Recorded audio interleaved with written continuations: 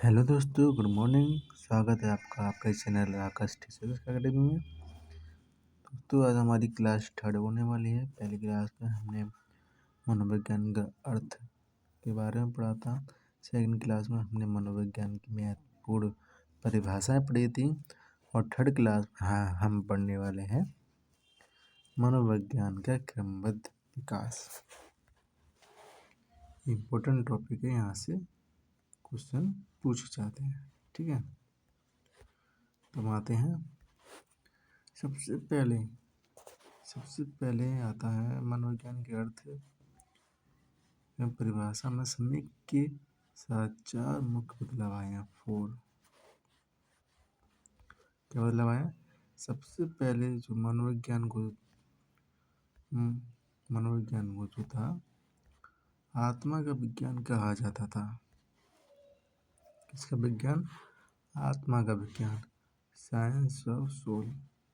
ये 16वीं शताब्दी की बात है, जो मनोविज्ञान को आत्मा का विज्ञान कहा जाता था। इसके प्रमुख दार्शनिक या फिर सपोर्टर बोल दो, समर्थक, ये थे प्लेटो, अरस्तु और डेकार्टे। ठीक है, ये सभी यूनानी दार्शनिक थे। तो उन्होंने क्या मनोविज्ञान को आत्मा के विज्ञान के रूप में स्वीकार किया इन मनोवैज्ञानिकों ने। ठीक है, तो जो साइकोलॉजी शब्द का शाब्दिक अर्थ है, साइकोलॉजी शब्द का शाब्दिक अर्थ आत्मा का अध्ययन माना गया 16वीं शताब्दी के दौरान। और ये परिभाषा अमान्य होने के कारण दार्शनिक आत्मा के स्वरूप, रंग रूप, आकार और उसकी स्थिति को स्पष्ट करने में असफल रहे, जिससे परिभाषा अमान्य हो गई। मतलब हम आत्मा की कोई स्वरूप तो ना होता है, उसका ना रंग रूप होता है, ना आकार होता है। ठीक है, तो हम जिसका ये चीज़ें होती ही नहीं है, तो हम उसका अध्ययन कैसे कर सकते हैं? ठीक है, इसलिए ये परिभाषा जो है अमान्य हो गई।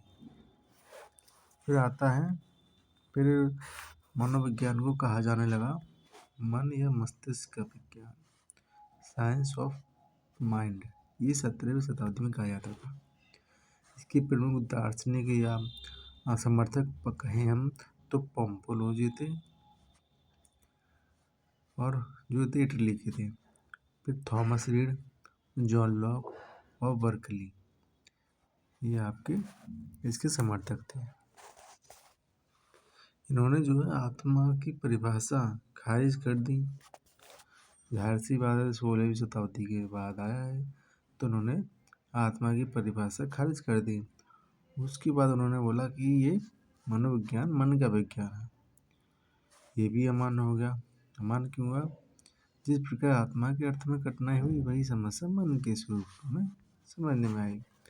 मतलब जैसे हम आत्मा का अध्ययन नहीं कर सकते, वैसे हम मन का अध्ययन नहीं कर सकते। ठीक है, ये 17वीं शताब्दी की बात हो रही है।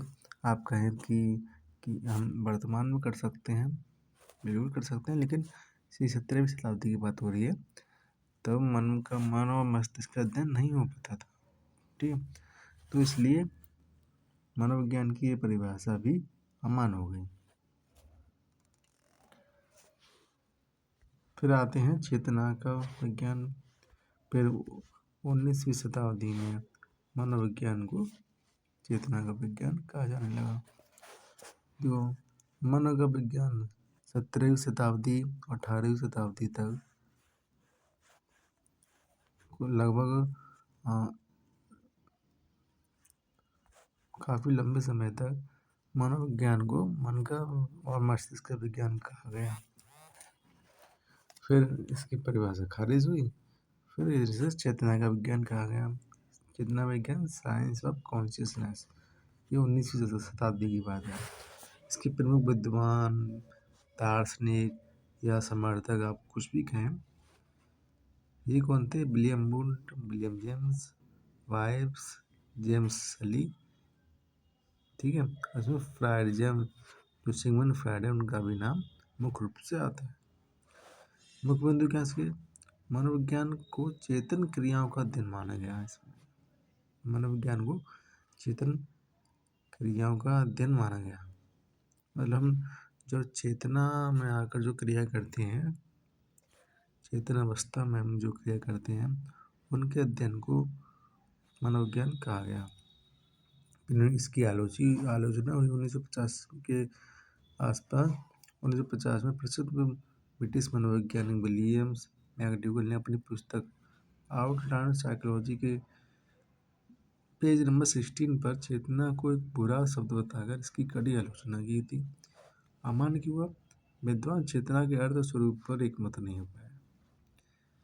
चेतना और स्वरूप पर अलग अलग विद्वान के अलग अलग मत थे, इसलिए उन्होंने कहा चेतना का विज्ञान जो कहा जाता था मनोविज्ञान को, वो भी खारिज हो गया। उसके बाद आते हैं व्यवहार का विज्ञान। व्यवहार का विज्ञान या अनुभूति का विज्ञान, साइंस ऑफ बिहेवियर और साइंस ऑफ एक्सपीरियंस। ये 20वीं शताब्दी से कहा जाने लगा और अब तक यही कहा जाता है। इसके प्रमुख मनोवैज्ञानिक समर्थक कौन थे? वॉटसन थे, मैकडूगल थे, ब्रूवर थे, स्किनर थे। मुख्य बिंदु क्या है? 20वीं शताब्दी की शुरुआत में इसे व्यवहार के विज्ञान के रूप में जाना गया। वर्तमान स्थिति क्या है? वर्तमान समय में मनोविज्ञान को यही परिभाषा सर्वमान्य है। ठीक है, याद रखने की ट्रिक क्या है? याद रखने की टिकट है, आम को चाप से खाते हैं। आ फॉर आत्मा का विज्ञान, एम मा फॉर मन मस्तिष्क का विज्ञान, चा फॉर चेतना का विज्ञान, वा फॉर व्यवहार का विज्ञान। ठीक है, इसमें हम इम्पोर्टेंट बता दें एग्जाम में क्या पूछ रहता है। एग्जाम में तो पहले इसका सीक्वेंस पूछ लेते हैं। ठीक है, आगे पीछे कर देते हैं। मन वाला पहले देंगे, आत्मा को बाद में, ऐसे इसका सीक्वेंस पूछे आता है मनोविज्ञान का। दूसरी चीज़ क्या पूछी जाती है? दूसरी चीज़ पूछ दीजिए समर्थक कि आत्मा के विज्ञान के समर्थक कौन थे?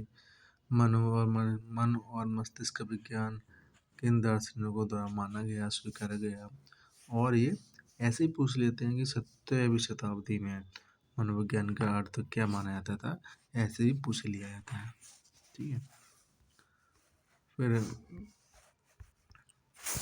ये ब्रूवर्थ की बहुत मशहूर परिभाषा है, उसको हम देख लेते हैं। ब्रूवर्थ ने कहा था कि सर्वोत्तम मनोविज्ञान ने अपनी आत्मा का त्याग किया, फिर इसने अपने मन का त्याग किया, फिर इसने अपनी चेतना को भी अस्वीकार किया। अब यह व्यवहार की विधि को स्वीकार करता है। ये ब्रूवर्थ की बहुत मशहूर परिभाषा है, कई बार पूछी गई है एग्जाम, आप इसे ध्यान जरूर रखें। बाकी इसमें पढ़ाने को बहुत कुछ था। लोग इसकी टीचर्स आपको मिल जाएंगे, इसकी 1-1 घंटे 2-2 घंटों की वीडियो, 3-3 घंटों की वीडियो बन सकती है। इसकी बहुत लंबा टॉपिक है, लेकिन मैंने इस पर आपको केवल और केवल इम्पोर्टेंट चीज़ें बताई हैं, बिना किसी व्यर्थ आपके समय को बर्बाद किए। तो आप हमारे चैनल पर नए हैं तो सब्सक्राइब करना ना भूलें। आज की वीडियो यहीं पर समाप्त होती है। हमारे नया चैनल है, आप इस वीडियो शेयर करें, लाइक करें, शेयर करें। यूपीटेट के फॉर्म भरे आ रहे हैं, उसको फिल कर दें जल्दी से जल्दी। मिलते हैं अगली वीडियो में। बाय बाय, पढ़ते रहो, आगे बढ़ते रहो।